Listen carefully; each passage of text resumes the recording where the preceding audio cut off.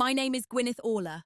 I'm 36 years old. I live just outside Manchester, England, in a brick house that always looked more stable from the outside than it felt on the inside.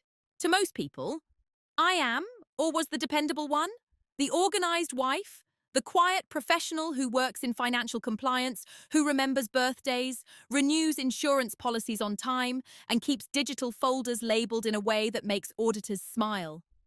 I'm not dramatic.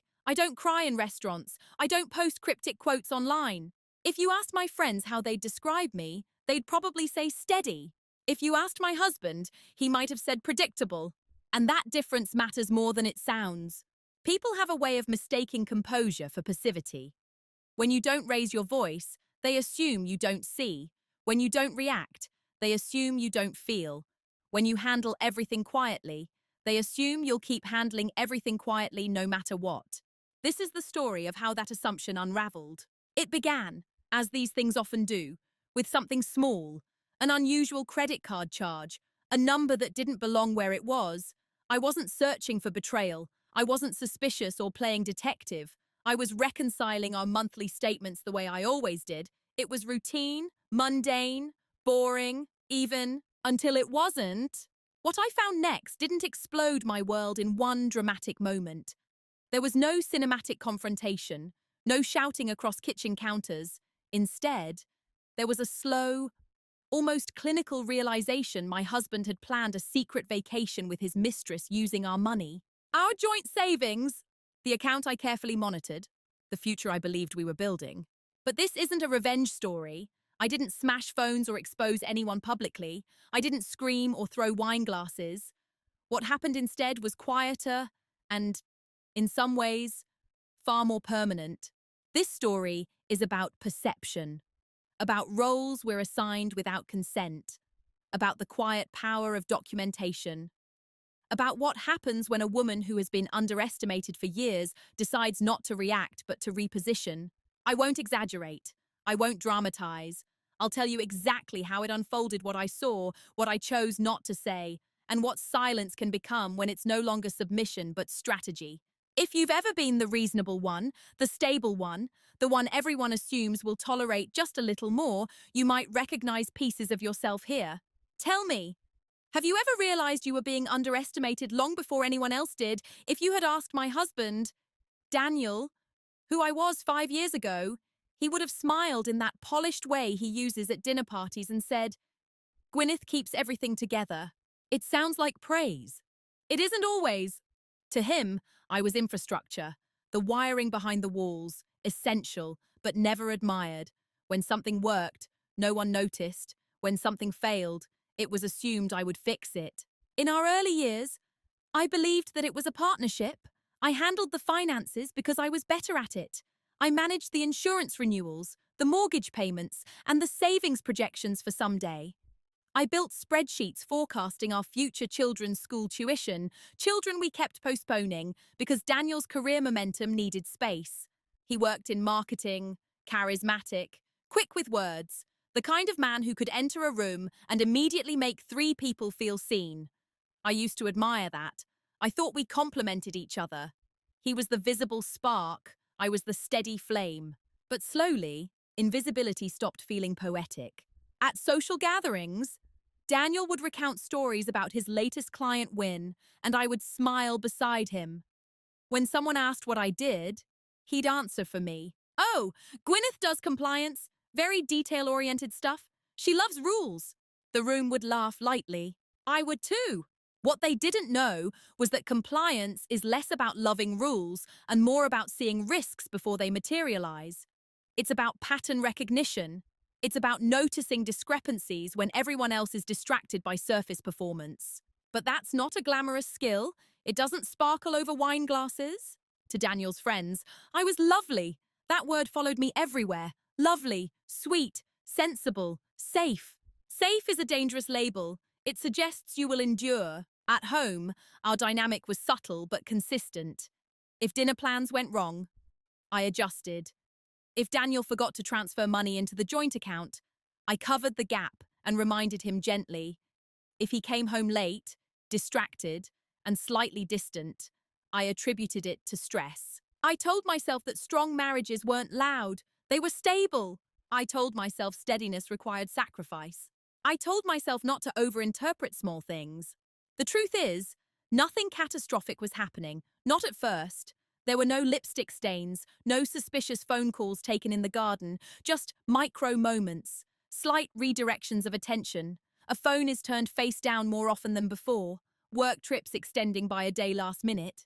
But that's hindsight speaking. Back then, I was simply the reliable wife, the woman who trusted because she had no concrete reason not to, the woman who believed transparency was mutual because she herself had nothing to hide. And perhaps most dangerously, I was the woman who assumed that if something were wrong, she would feel it immediately. I didn't yet understand that betrayal doesn't always announce itself with thunder. Sometimes it begins with paperwork. Sometimes it begins in numbers that don't add up. To Daniel, I was steady, predictable, permanent. And when someone believes you are permanent, they stop behaving as if you could ever leave. The first small cut didn't feel like betrayal. It felt like arithmetic. I remember the exact afternoon because it was so ordinary. Rain against the kitchen window, the quiet hum of the dishwasher. Daniel is upstairs on a conference call, laughing in that performative tone he used for clients. I was at the dining table with my laptop open, reconciling our monthly credit card statement, something I had done, without fail, for years. It wasn't a chore to me. It was a ritual. Numbers are honest. They don't reinterpret themselves to protect feelings. That's when I saw it. £1,842.73. Charged to a boutique travel concierge service I didn't recognise. We hadn't discussed any trips. In fact, just 2 weeks earlier, Daniel had said we should slow down discretionary spending because Q3 bonuses might be lower than expected. We'd agreed to postpone our anniversary weekend in the Lake District, so I assumed it was work-related. I checked the transaction details. It was billed to our joint card, the one we used for household expenses and shared savings allocations. Not his personal account. Ours? I didn't panic. I didn't even feel hurt. I felt curious. I opened a new tab and looked up the concierge company. Luxury itineraries, private villas, discreet romantic escapes.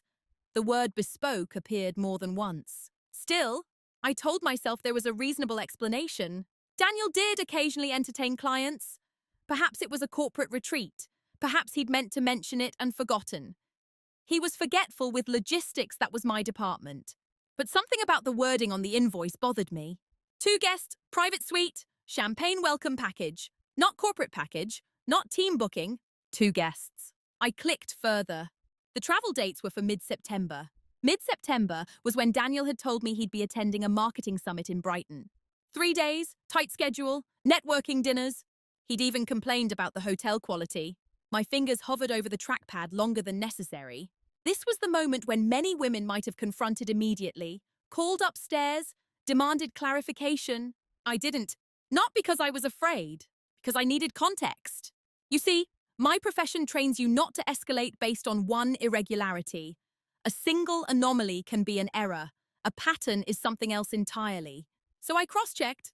I searched our email confirmations for any related bookings. Nothing in the shared inbox. I checked our calendar, no mention of travel beyond his summit. Then I did something small, almost invisible. I downloaded the statement, saved it to a private folder on my encrypted drive, the one I use for professional certifications and tax archives. I named the file neutrally, September_statement_review. No accusation, no drama, just documentation. Upstairs, Daniel laughed again, loud, easy. For the first time in our marriage, that sound felt slightly out of place in my own home. When he came down later, I didn't mention the charge. I watched instead. He kissed my forehead, asked what was for dinner, talked about a busy quarter ahead. His phone buzzed twice during the conversation. He glanced at it both times but didn't open it in front of me. That was new. Still, I said nothing, because one charge is not proof. One inconsistency is not a confession, but it is a beginning. That night, lying beside him in the dark, I felt something shift, not trust collapsing, not yet, just a subtle recalibration, like a scale that had tipped by a single gram. I wasn't heartbroken, I was alert, and alertness, once activated, rarely goes back to sleep. The human mind is remarkably skilled at protecting the version of reality it prefers. In the weeks after I noticed the unusual charge, I did what many women do when something doesn't quite sit right. I explained it away. Not because I was naive, but because stability is addictive. And once you've built a life that looks solid from the outside, you become invested in maintaining its appearance internally. Daniel left for his marketing summit in mid-September with a navy carry-on suitcase and a distracted kiss on my cheek. He complained again about the supposed budget hotel. He rolled his eyes at the conference agenda. I listened carefully. His details were just vague enough to feel plausible. When he returned 3 days later, he brought no conference badge, no branded tote bag, no handouts. But he did bring an unusually light mood. He smelled faintly of a cologne he didn't own, something warmer, unfamiliar. I noticed. I said nothing. Instead, I asked about his sessions. He answered smoothly, but not specifically. General trends, networking opportunities. It was productive. That word again, safe, vague, non-committal. Over the next month, there were other small moments. A dinner he cancelled at the last minute because a client emergency had come up, though his office had closed early that day for renovations. A password change on his phone. Not dramatic, not secretive, just mentioned casually, as if it were routine cybersecurity. He began taking calls in the garden. Each individual action was defensible, rationalizable. And I rationalized because here's the uncomfortable truth. Acknowledging disrespect requires accepting that you are being disrespected. And that realization demands action. Action risks destabilizing everything. So I adjusted instead. I became more agreeable, less inquisitive. I told myself that marriages evolve, that privacy doesn't equal betrayal, that modern relationships require flexibility. I remembered my mother, sitting at our kitchen table years ago, telling me, men go through phases. You don't throw away a whole house because of a cracked window. I had promised myself I would never normalize neglect the way she did. Yet there I was adjusting to micro cracks. Daniel, perhaps sensing no resistance, grew incrementally bolder. His absences lengthened by an hour here, 2 hours there. His compliments toward me became practical rather than affectionate. You're so good at handling things. I don't know what I'd do without you managing the boring stuff. The boring stuff. The mortgage, the utilities, the savings, the joint credit card. The same joint card that now showed another charge from the concierge company, this time smaller. A deposit labeled Additional Experience Package. I stared at the screen longer than I should have. 2 charges form a pattern. I didn't confront him. Not yet. Because something else was happening inside me, something quieter than anger. Clarity? I began to understand the role I was unconsciously being assigned. Not a partner, not equal, not even the opponent. Infrastructure? Reliable, predictable, financially responsible, safe. And when someone believes you will always be safe, they test how far they can stretch that safety without it snapping. Daniel wasn't cruel. That would have been easier to process. He wasn't cold or dismissive in an overt way. He still asked about my day, still kissed me goodnight, but his attention had shifted, and attention is currency. He was spending hours elsewhere emotionally and financially. The most dangerous part, he believed I wouldn't notice, or worse, that I would notice and choose comfort over consequence. That assumption would prove costly, but not immediately. First, I had to decide whether I was willing to keep normalizing what I clearly saw, and that decision takes time. There is a moment subtle, almost imperceptible, when you realize you are no longer being treated as a partner, but as a function. For me, that realization didn't arrive with anger. It arrived with observation. Daniel had a work dinner one Thursday evening, or at least, that's what he called it. He stood in front of the mirror, adjusting his cufflinks, the silver ones I gave him on our 5th anniversary, and asked, almost absent-mindedly, "Can you transfer £2,000 into the joint savings tomorrow? I moved some things around." Moved some things around? I knew exactly what that meant. He'd overextended from our shared card again. He didn't look at me when he said it.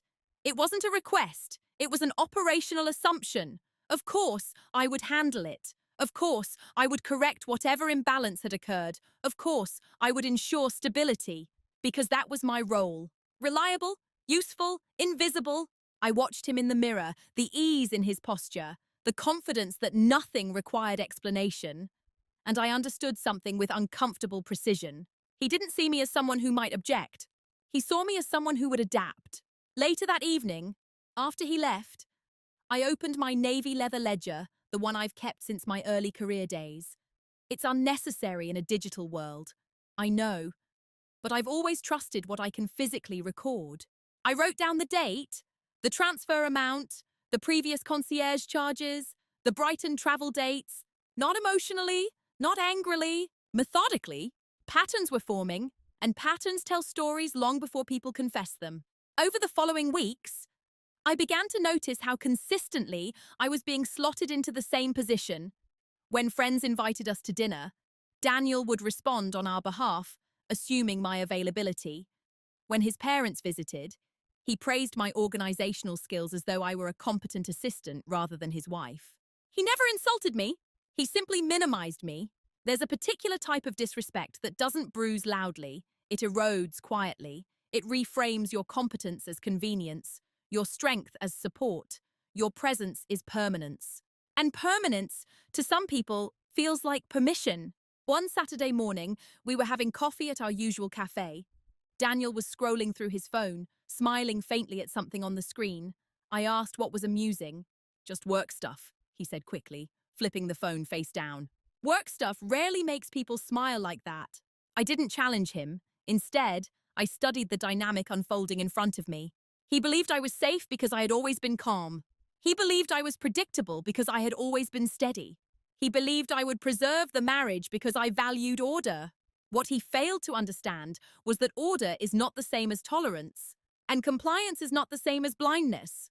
That afternoon, while folding laundry, I replayed my mother's voice in my head again, her quiet endurance, her endless adjustments. I realized something that unsettled me more than the possibility of infidelity. I was being conditioned into acceptance, not through force, not through fear, but through repetition. And repetition is powerful. When someone slowly reallocates emotional energy away from you, when financial transparency becomes selective, and when your role narrows into maintenance, it becomes easy to believe that speaking up would be disproportionate, that you're overreacting, that you should be grateful nothing worse has happened. I looked at myself in the bedroom mirror that evening and asked a question I had been avoiding. If I disappeared from this dynamic tomorrow, would he feel loss or inconvenience? The answer wasn't clear, but the fact that I had to ask it changed something fundamental inside me. I wasn't angry. I was recalibrating, and recalibration is quiet until it isn't. The shift didn't happen during an argument. It didn't happen after discovering another charge. It happened on a Tuesday evening, in complete silence. Daniel had left his laptop open on the kitchen counter while showering. That alone wasn't unusual. He trusted me with devices the way someone trusts a locked door in a quiet neighborhood. Confident that nothing would be tested, a notification appeared in the corner of the screen. Not a message preview, just a calendar alert. Amara, confirmed Tuscany details. Tuscany? We had once talked about Tuscany, years ago. A someday anniversary trip, sunlit vineyards, slow mornings, shared wine tastings. I stood very still. I didn't touch the laptop. I didn't open anything. I didn't need to. The word was enough. Because the concierge company from the credit card statement specializes in Mediterranean itineraries. Because Brighton never required Tuscany details. Because Amara was not a colleague I had ever heard mentioned. And Daniel talked about his colleagues constantly. In that moment, the final thread of plausible deniability snapped. Not with drama, not with heartbreak, with precision. I felt something inside me settle, not shatter. That's the part people don't always understand. Betrayal doesn't always create chaos. Sometimes it creates clarity. All the small inconsistencies rearrange themselves into a coherent picture. The travel charges, the deposit, the password changes, the lightness when he returned from conferences, the subtle withdrawal of affection that had been so gradual. I'd almost missed it. It wasn't paranoia. It was a pattern. Daniel came downstairs 15 minutes later, towel around his neck, cheerful and relaxed. He asked what I wanted to watch that evening. I looked at him, really looked at him and realized something profound. He believed he was in control of the narrative. He believed I was operating on partial information. He believed my silence meant ignorance. And in that moment, I decided not to correct him. That was the shift. Not confrontation, not an accusation. Choice. I could have opened his laptop. I could have demanded access to his phone. I could have initiated an explosive conversation fueled by hurt. Instead, I made tea. I asked about his day. I watched him speak.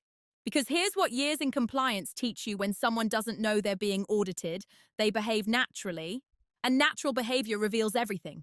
That night, after he fell asleep, I lay awake, not crying, not spiraling, but calculating. If this were an affair, it wasn't impulsive, it was organized, funded, planned in advance, which meant it involved logistics. Money leaves trails. Bookings create records. Patterns leave evidence. For the first time since the first unusual charge, I wasn't reacting emotionally. I was thinking structurally. What are my options? What are the timelines? What legal frameworks apply? What financial exposures exist? I wasn't yet planning an exit. I was assessing terrain, and something inside me felt unexpectedly calm. Not because it didn't hurt, but because ambiguity is more destabilizing than truth. And now, finally, I had the truth. He had chosen secrecy. I was choosing a strategy. When people underestimate you, they rarely notice when you stop playing the role they assigned. Daniel still saw the reliable wife. He didn't see the audit beginning, and I no longer saw myself as permanent. I saw myself as powerful quietly, deliberately powerful. The shift wasn't loud, but it was irreversible. After Tuscany appeared on that screen, my silence stopped being confused. It became an intention. There's a distinct psychological difference between not speaking because you don't know what's happening and not speaking because you do. The morning after the calendar alert, I woke before Daniel. I made coffee as usual. I packed his lunch as usual. I kissed him goodbye at the door as usual. But internally, something had rearranged itself. I was no longer trying to preserve the version of us that existed before. I was studying the version that had quietly replaced it. Daniel, meanwhile, seemed relaxed, almost lighter. People underestimate how visible relief can be when someone believes they're getting away with something. He hummed while getting dressed. He left his phone charging in another room, more often paradoxically confident. He mistook my composure for compliance. That miscalculation gave me room. Instead of questioning him directly, I adjusted my behavior in ways he wouldn't immediately register. I stopped volunteering financial summaries at the end of each month. Previously, I would walk him through our savings trajectory, investments, discretionary spending, long-term projections. Now, when he asked, I answered briefly, "Everything's in order," which was true, but no longer fully shared. I began separating what joint knowledge was from what was private awareness. Quietly, I opened a new individual savings account, something I had postponed for years because we're a team. I transferred a modest amount at first, nothing dramatic, nothing that would trigger alerts, just autonomy. I also requested detailed transaction histories from our credit card provider under the pretense of updating our annual budget review. As the primary financial manager, it wasn't unusual. No alarms were raised. Daniel continued his routines. A dinner with clients every other Thursday, a weekend workshop in London that required an overnight stay, subtle cologne traces that didn't belong on our bathroom shelf. Each event went into my ledger. Date, amount, context, observations, not accusations. Data. It's strange how empowering documentation can feel.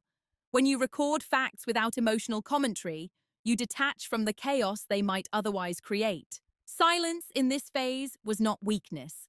It was leverage accumulating. There were moments, of course, when emotion pressed against my restraint. Once, while folding his shirt, the white one he wore during the Brighton summit, I noticed a faint stain of foundation near the collar. I paused. In another version of myself, I might have stormed into the living room and held it up like evidence in a courtroom. Instead, I placed it in the laundry basket and noted the date. Daniel interpreted my calm as stability. He began making small future plans aloud again, vague mentions of renovating the kitchen next year, upgrading the car. The audacity of planning a shared future while privately constructing a separate one might have enraged someone else. For me, it clarified something essential. He believed I would always absorb the imbalance. That belief would shape his downfall.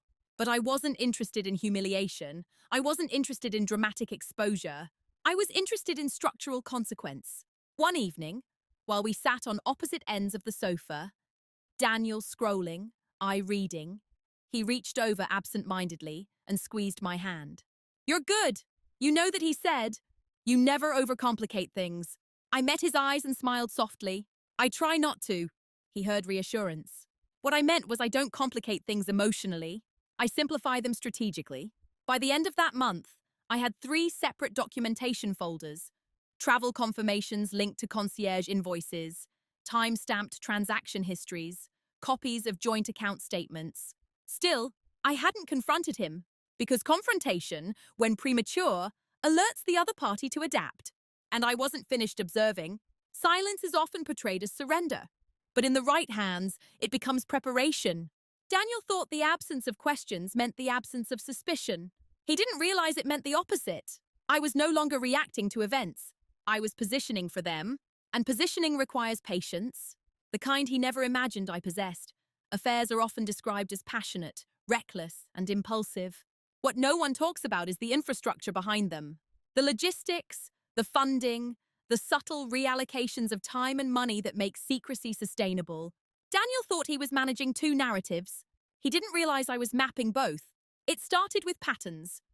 The client dinners always fell on Thursdays. The workshops clustered suspiciously around long weekends. The concierge charges corresponded with calendar blocks he labeled as travel. I created a simple spreadsheet, nothing dramatic, just columns and dates. One side documented financial transactions, the other his stated commitments. The overlap was almost elegant. I wasn't hacking devices. I wasn't following him. Everything I recorded was legally accessible through our joint finances and shared calendar spaces. Transparency, ironically, was what enabled clarity. Then I researched the concierge company more deeply. Discreet luxury travel, private villas, tailored romantic experiences. I found online testimonials, couples celebrating anniversaries in Tuscany, secluded coastal retreats in Santorini. One testimonial mentioned a personal itinerary planner named Amara, so she was real. Not a code name, not an abstract entry, a person.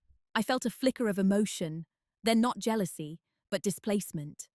The Tuscany we once discussed had become someone else's memory in progress. Instead of spiraling, I printed the public page listing Amara's role, not to expose her, simply to understand the scope of what Daniel had invested in. Because here's what people overlook: betrayal requires budgeting. And Daniel had used our money. Joint savings contributions had dipped subtly over 3 months. Small enough not to alarm someone inattentive, large enough to accumulate. He assumed I wouldn't notice micro-adjustments. He forgot my profession revolves around micro-adjustments. Beyond finances, I began observing tone. When he texted near me, his posture shifted slightly, shoulders angled away. When I entered a room unexpectedly, his thumb would hover half a second too long before locking the screen. Micro-behaviors? The human body betrays what the mouth conceals. I also did something he would never have predicted. I booked a consultation. Not with a therapist, with a solicitor, a quiet, reputable family law specialist in central Manchester. I scheduled it during my lunch break and told Daniel I had a compliance training session. In that office, I didn't accuse, I presented hypotheticals. If a spouse used joint funds for undisclosed personal travel, if financial transparency had been compromised over a period of months, the solicitor listened calmly and explained my rights. Documentation mattered, timing mattered, non-reactivity mattered. I left that meeting steadier than when I entered. Because preparation removes fear. Back at home, Daniel remained comfortably unaware. He complimented dinner, suggested we invite friends over next month, mentioned potentially upgrading our holiday plans sometime next year. The irony was almost clinical. While he expanded his secret life, I was quietly contracting our shared one. I redirected a portion of my salary into my new individual account each month, gradually, lawfully, transparently, if anyone cared to look closely. I updated digital passwords not out of revenge, but protection, my professional files, my certifications, my private documentation. I began decluttering the house. Not emotionally, physically. Old paperwork scanned and archived, jewelry appraised and stored, financial records are organized chronologically. Preparation rarely looks dramatic. It looks like tidying. Daniel noticed none of it, because it didn't disturb his comfort. That's the paradox. When a woman stops arguing, stops questioning, stops requesting reassurance, many assume she has accepted the status quo. They don't consider that she may have accepted something else entirely. By the end of November, I had a timeline. Charges, dates, corresponding to work trips, deposits for a second Tuscany booking scheduled for spring. A second! That detail settled something final inside me. This wasn't a lapse. It was a life being constructed parallel to ours. And Daniel believed I would continue financing it. He never noticed the way my silence had sharpened. He never noticed that my calm had boundaries forming beneath it. He never noticed that every overlooked detail was becoming structural evidence. What they never noticed, the unfaithful, the dismissive, the overconfident, is that quiet people are often the most thorough. And thoroughness, once activated, is unstoppable. I wasn't angry. I was reading. For what, exactly, I hadn't yet decided. But the preparation phase was complete. And preparation changes how you see everything, including yourself. The private reveal didn't happen because I went searching for it. It happened because I stopped avoiding what was already in front of me. By December, I had enough circumstantial evidence to understand the structure of Daniel's hidden life, but I still lacked one element: confirmation that it was emotional, not just transactional fantasy, not just reckless spending. That confirmation came on a Sunday morning. Daniel had gone for a run and left his tablet on the kitchen counter. Unlike his phone, the tablet wasn't locked with a new passcode. It synced automatically with his email. I hadn't planned to look, but the screen lit up with a notification. Flight confirmation, Manchester to Florence. 2 passengers.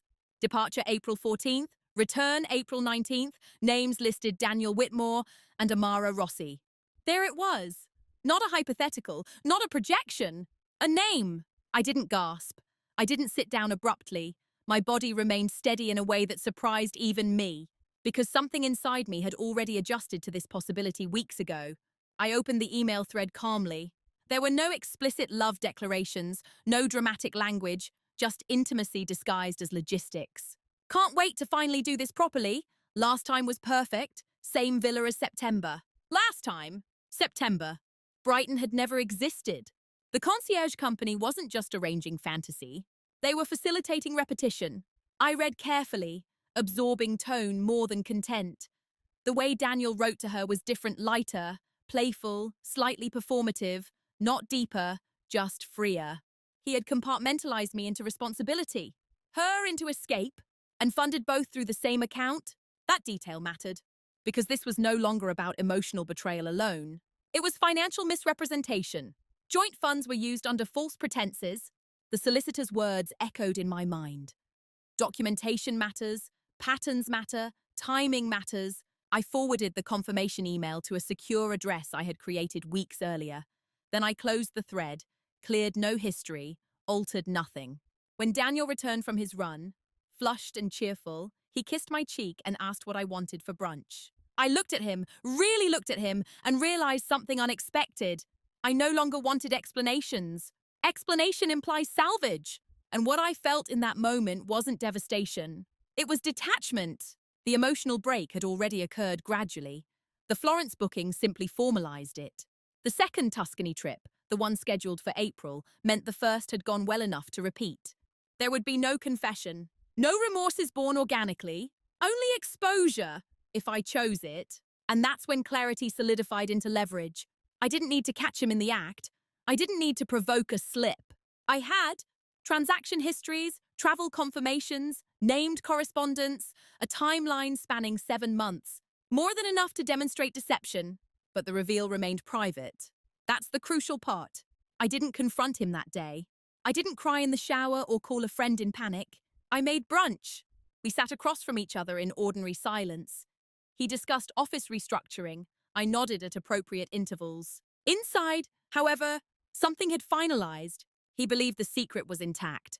He believed he was orchestrating 2 lives. What he didn't understand was that the balance of power had shifted completely. Because once the truth belongs fully to you and the other person doesn't know you have it, you are no longer reacting to their moves. You are choosing your own. That Sunday, while Daniel watched football, I opened my laptop in the spare bedroom and drafted a document titled simply, Next Steps. No emotion, no accusations, just options. Divorce proceedings, financial separation, asset protection, timing aligned with the April trip. I wasn't celebrating. There was no triumph in clarity, only steadiness. The private reveal did not shatter me. It liberated me from uncertainty, and uncertainty is far more exhausting than betrayal itself. Now I knew, and knowing meant the next decision would be deliberate, irreversible, quiet. But absolute clarity is calm. The decision is more difficult.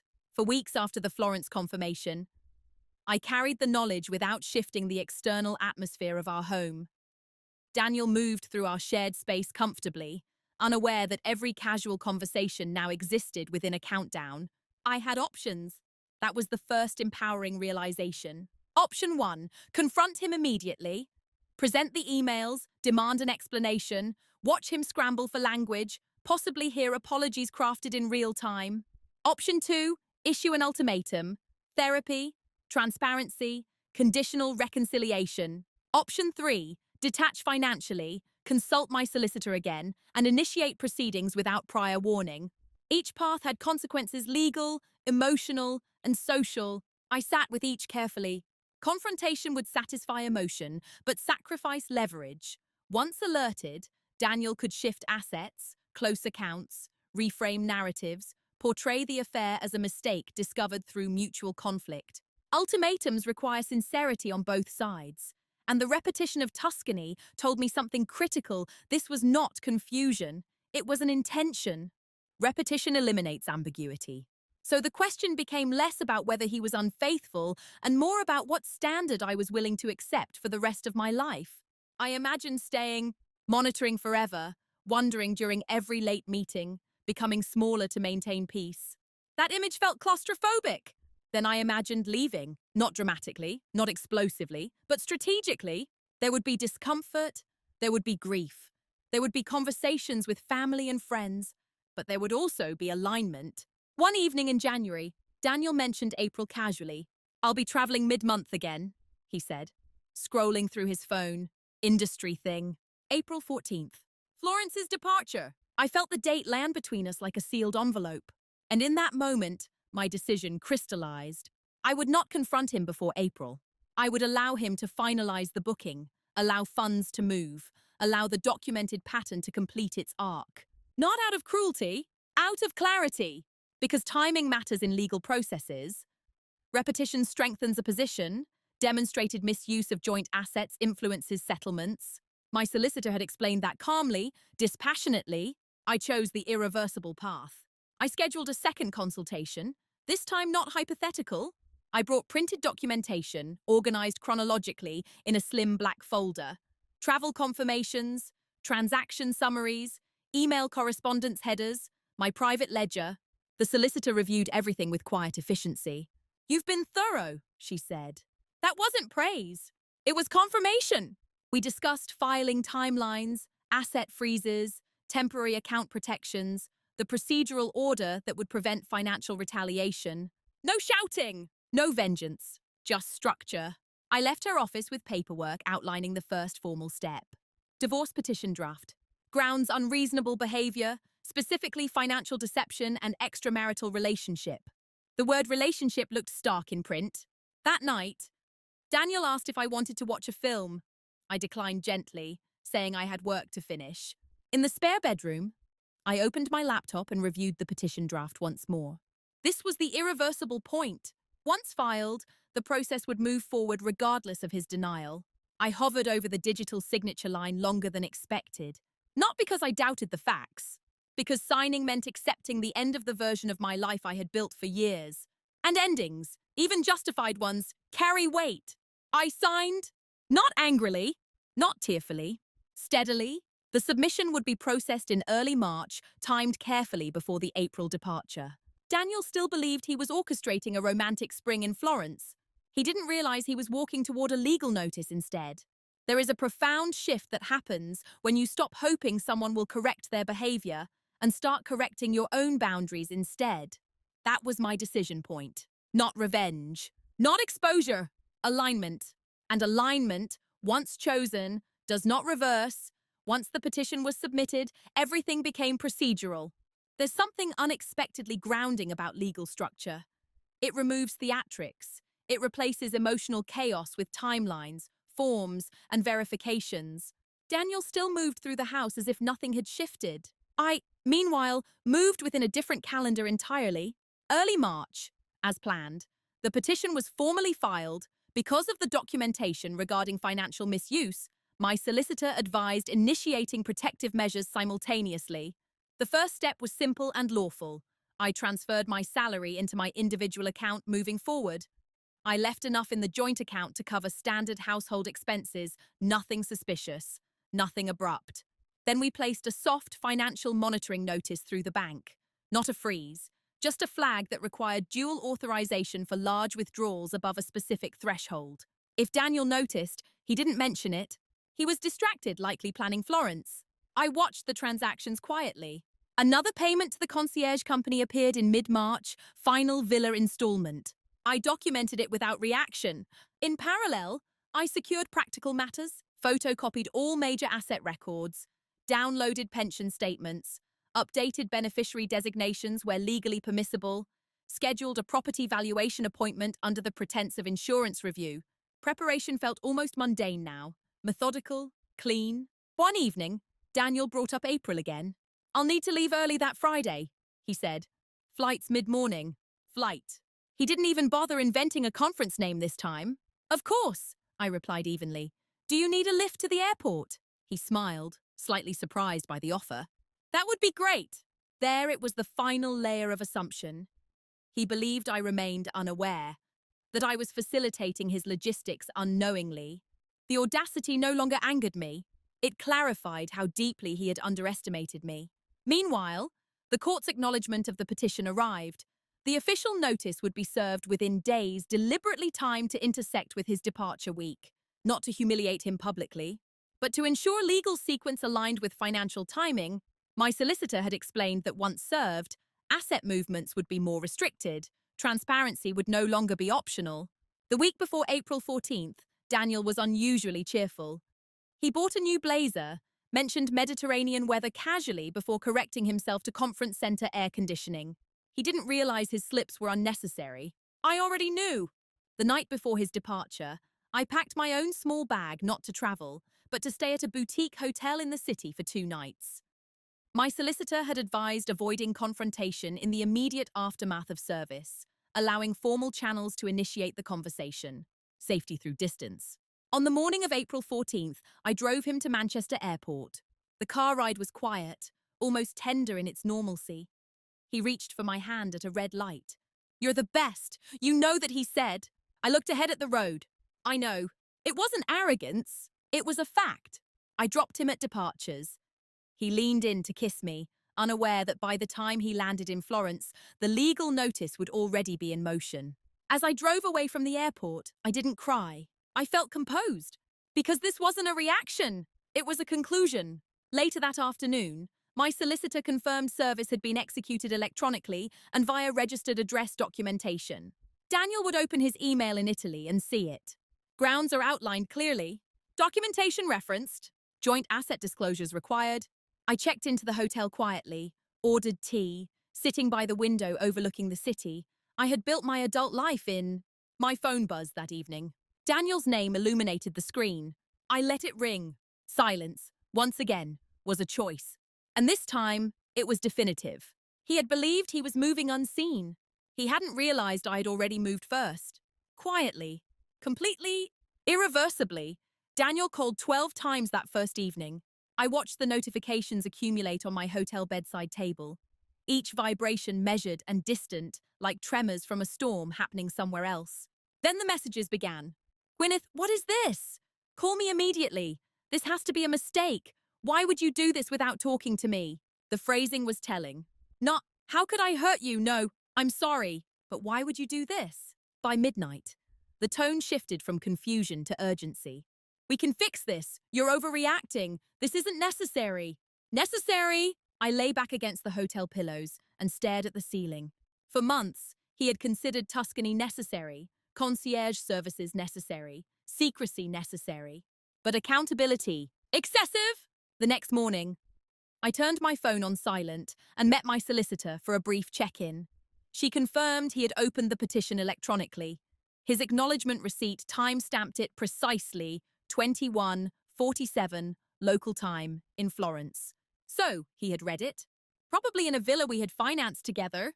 I didn't ask what emotional state he might be in. It wasn't my responsibility to imagine that anymore. By the second day, the messages evolved again. I didn't mean for it to go this far. It was just, I don't know. I wasn't thinking, can we talk when I'm back? There it was, a partial confession embedded in vagueness. No mention of her name, no denial. Just reframing. Back home, subtle consequences began unfolding. The bank's dual authorization restriction prevented an additional transfer he attempted, likely to cover remaining travel expenses. I received an automated notification. He would have discovered that quickly. Control was no longer unilateral. Mutual acquaintances started sending light, confused texts. Daniel had apparently cut his trip short, returned 2 days early, claimed a family matter. That at least was accurate. When I returned home from the hotel, the house felt unchanged physically, but energetically different. Daniel was there, sitting at the kitchen table, the same table where I had reconciled statements months earlier. He looked smaller somehow, not physically diminished, but destabilized. He stood when I entered. "Why didn't you say anything?" he asked, voice tight. I placed my bag down calmly. "About which part?" The question landed harder than an accusation would have. He ran a hand through his hair, pacing slightly.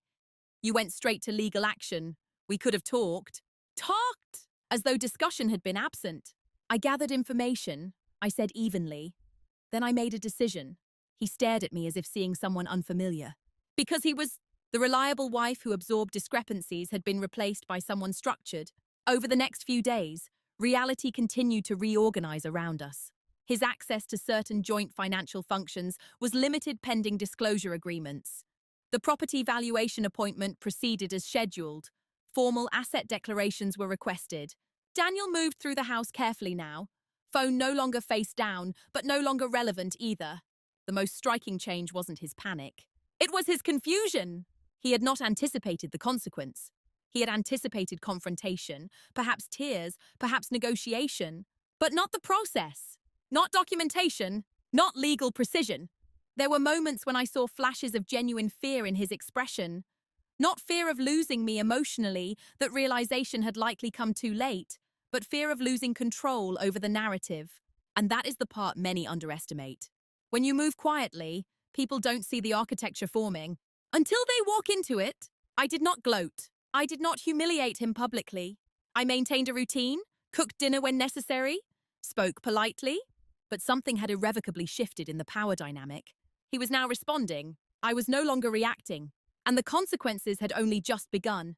Panic has a different texture than guilt. Guilt is reflective. It carries recognition. Panic is self-preserving.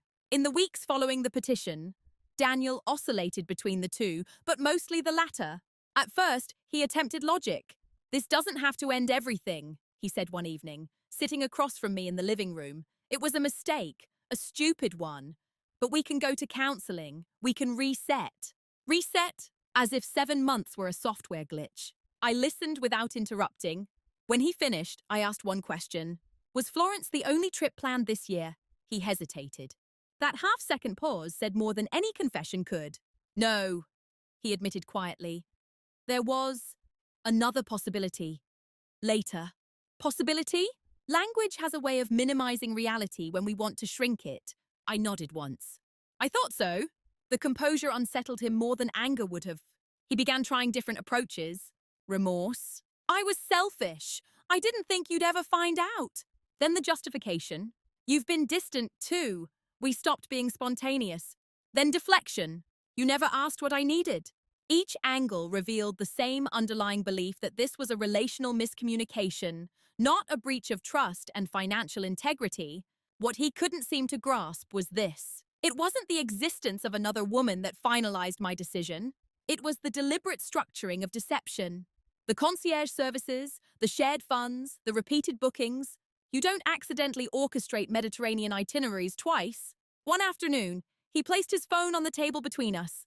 "I've ended it," he said, blocked her, deleted everything. I looked at the device calmly. "That's between you and her." He frowned. "Doesn't that matter to you?" It mattered months ago, I replied. That was the truth. There is a window in which repair is possible. It requires voluntary transparency before exposure. It requires confession before documentation. By the time legal paperwork is served in Italy, the window has closed. His panic intensified when financial disclosures became formal. Asset breakdowns, pension allocations, property equity division projections. Divorce is administrative, and administration forces reality into numbers. For the first time, Daniel confronted tangible loss. Not abstract marital tension, concrete percentages. The house valuation report arrived, higher than expected. He stared at the figure in disbelief. We built this together, he said. Yes, I agreed softly. We did. That was precisely why unilateral spending on secret vacations mattered. His regret became more urgent as timelines progressed. I'll cancel everything. I'll transfer back what I spent. Transfer back. As if restitution equaled restoration. But trust isn't a debit card. It doesn't rebalance when refunded. The final shift came the evening he realized I would not pause proceedings. He stood in the doorway of the spare bedroom, the room that had become my workspace, my planning center, my quiet refuge. You're really doing this? He said, voice hollow. I already did, I replied. There is a distinct calm that arrives when you stop hoping someone will transform under pressure. I no longer needed him to understand my reasoning. I only needed consistency. Too late to fix it doesn't mean too late to regret it. It means the structural consequences have advanced beyond apology. Daniel had assumed permanence. He had treated stability as infinite. He discovered slowly, painfully, that stability depends on mutual respect. And once respect erodes past a certain threshold, no amount of panic reconstructs it. The house felt quieter those days. Not tense, just resolved. He moved carefully, spoke cautiously. I moved steadily, because the decision had already been made in silence long before he ever read the petition. And some decisions, once made, don't reopen. They conclude. The final confrontation did not happen in raised voices. It happened on a grey Thursday afternoon at our kitchen table, the same place where this entire unravelling had quietly begun. By then, disclosures had been exchanged, asset valuations reviewed, timelines clarified. The process was no longer theoretical. Daniel sat across from me, hands clasped too tightly, as though holding something together by force. I need to understand, he said carefully. When did you know? There it was not a denial, not a defense. A question about timing. I considered my answer. September, I said. The first concierge charge. His eyes widened slightly.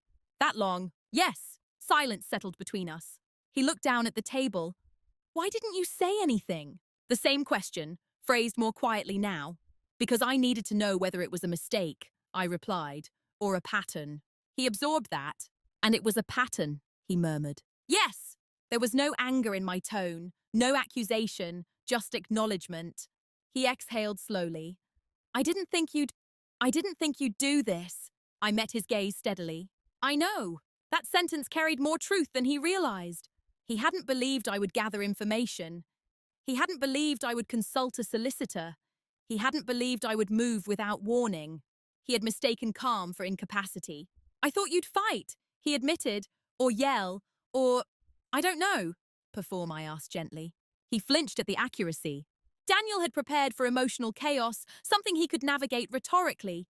He was good with words, good at reframing. But there is nothing to reframe when the documentation is chronological and the decision is signed. I was unhappy, he said finally. It started as an escape. And then I prompted, and then I didn't stop. There it was, the simplest truth of all. Affairs rarely begin as grand betrayals. They begin as indulgences. Repeated indulgences become alternate realities. And using our money, I asked, not sharply, just factually. He closed his eyes briefly. I told myself I'd replace it, that it wasn't real, but it was, I said. He nodded. We sat in silence again, not hostile, not warm, just finished. After a moment, he looked at me with something close to bewilderment. You're not angry. I said honestly, in October, maybe November. What changed? I did. That was the most accurate explanation I could offer. Anger eventually gives way to assessment. Assessment leads to choice. Choice, once executed, reduces volatility. I underestimated you, he said quietly. Yes. Not cruel, not triumphant. simply factual. Confrontation without heat is unsettling because it offers no dramatic release, no emotional storm to blame, no explosive moment to point to as the true cause. Instead, it reveals causation as gradual, layered, documented.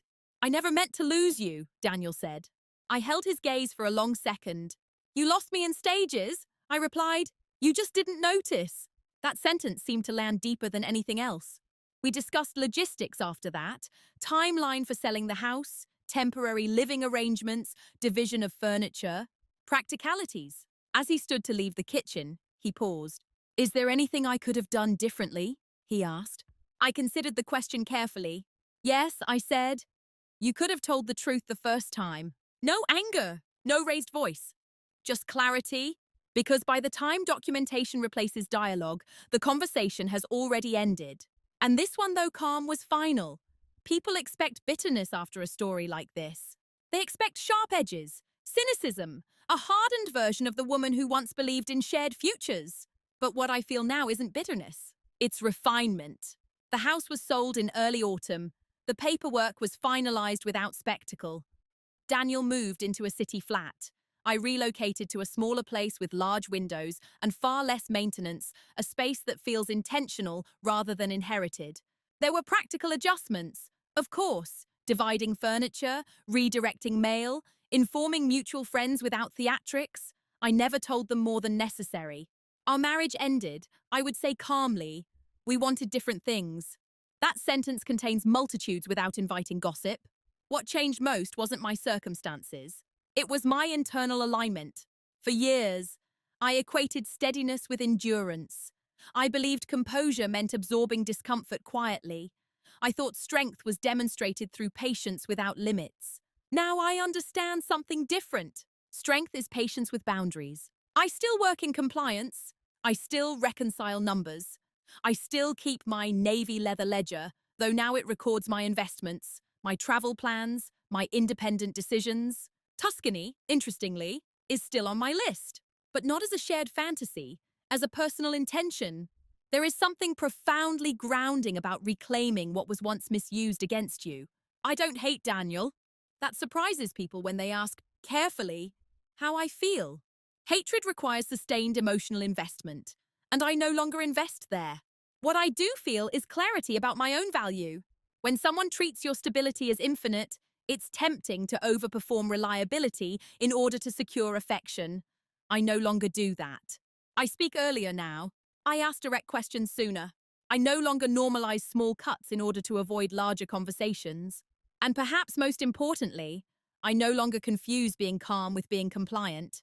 There were evenings, in the months after the divorce was finalized, when I sat alone and replayed certain moments, not to torture myself, but to study them.